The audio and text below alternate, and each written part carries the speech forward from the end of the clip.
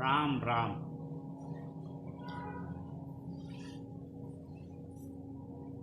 संयुक्त परिवार का जीवन और समाज में बहुत महत्व है।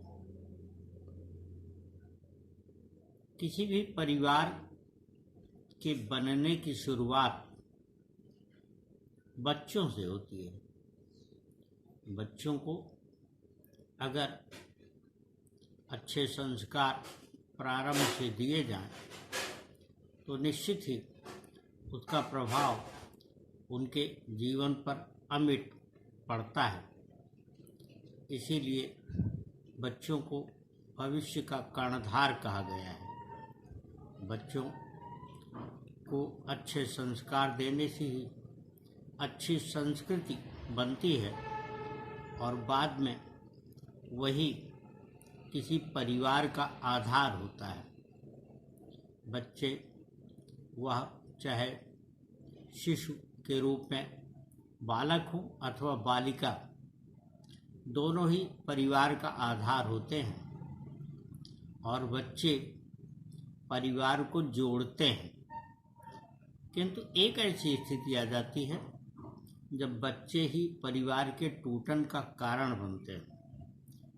तो प्रश्न यहाँ बच्चे नहीं बल्कि बचपन है।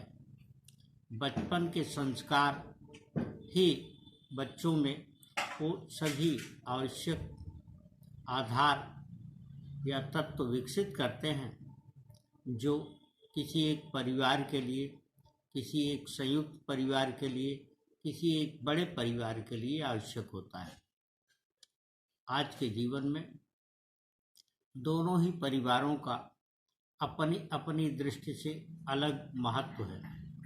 संयुक्त परिवार जहाँ सुरक्षा की दृष्टि से, चाहे वह सामाजिक सुरक्षा का प्रश्न हो या आर्थिक सुरक्षा का प्रश्न हो, महत्वपूर्ण है, वहीं एकल परिवार की भी आर्थिक दृष्टि से अपनी एक अलग महत्ता है। एकल परिवार विकसित होने का कदाचित कारण यही है आर्थिक, लेकिन आर्थिक स्थिति को संयुक्त परिवार में अगर बेहतर बनाया जा सके तो परिवार हमेशा बना रहता है।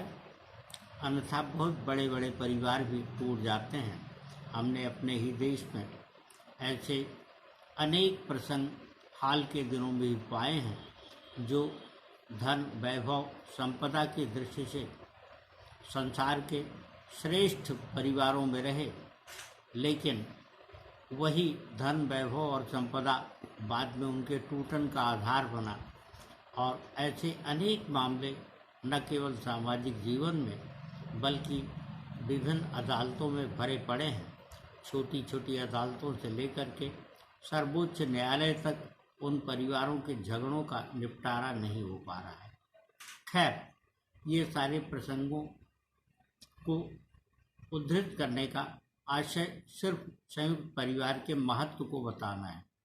संयुक्त परिवार वास्तव में वटवृक्ष की छांव की तरह होता है और उसमें परिवार के सभी लोग सुरक्षा अनुभव करते हैं।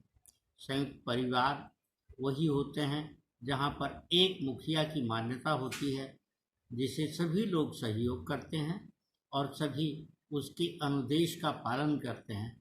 लेकिन मुखिया को भी सभी के साथ इस प्रकार का व्यवहार करना चाहिए कि वह सभी लोगों को अपने अनुकूल लगे, और इसके लिए सबसे अधिक आवश्यक है संतुलन की दृष्टि। परिवार के मुखिया में जब यह स्वभावतः या चरित्रगत विशेषता हो कि वह परिवार में किसी को छोटा या बड़ा, किसी को अधिक या कम नहीं समझेगा, तो परिवार संयुक्त बनने का पहला सूत्र वहीं सृजित होता है। लेकिन जैसा कि हमने शुरू में कहा, परिवार, विशेषकर संयुक्त परिवार का आधार वह संस्कार होता है जो प्रेम से विकसित होता है, और इसका बीजारोपण वास्तव में बचपन में होता है। बचपन में संस्कारों का प्रश्न जीवन के कुछ उन मूलभूत सिद्धांतों से है जहाँ किसी को मनुष्यता की पहचान होती है, इसी से मनुष्य कहा गया है। मुझे लगता है कि वास्तव में मनुष्य वही है जिसमें मानवीय प्रवृत्तियाँ हों। मानवीय प्रवृत्तियों का आधार भी संस्कार ही बनते हैं, और संस्कार में समझ सबसे पहले यह विकसित की जानी चाहिए शिशु रूप में, कि शिशु को स्वयं लगना चाहिए अपनी अवस्था बीतने के साथ कि वह स्वयं में बहुत सारी चीज़ों को करने में आगे चल कर के सक्षम होगा, और उसके प्रति उसकी रुचि को निरंतर बचाए रखना आवश्यक है। इस दृष्टि से शिशु जीवन में ही उसके विकसित होने के समय ही, यानी बहुत बचपन में ही, उसमें ऐसे संस्कारों का बीजारोपण बहुत आवश्यक है, और इनकी शुरुआत कुछ बहुत छोटे छोटे कार्यों से होती है। उन छोटे कार्यों में सबसे पहले है धर्म का ज्ञान।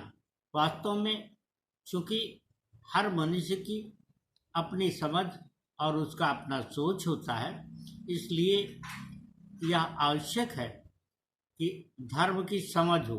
धर्म एकमात्र ऐसा रासायनिक तत्व कह सकते हैं समाज का, या सामाजिक तत्व कह सकते हैं रसायन विज्ञान की भाषा में, जो किसी मनुष्य को जोड़ता है।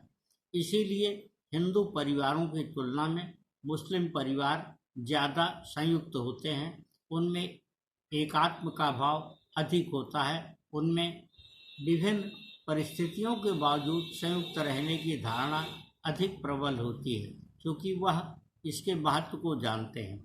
धार्मिक बुनियाद जिस रूप में किसी मुस्लिम परिवार में दी जाती है, अगर यही हिंदू परिवारों में भी हो तो प्रवृत्तियाँ निश्चित तौर पर अच्छी बनेंगी, और इसकी सबसे प्रारंभिक स्थिति होती है शिशु में उन विचारों का पोषण करना जो धर्म को स्वरूप देते हैं। धर्म के स्वरूप को देते हुए कोई एक प्रतीक मान करके सबसे पहले उसकी वंदना का है।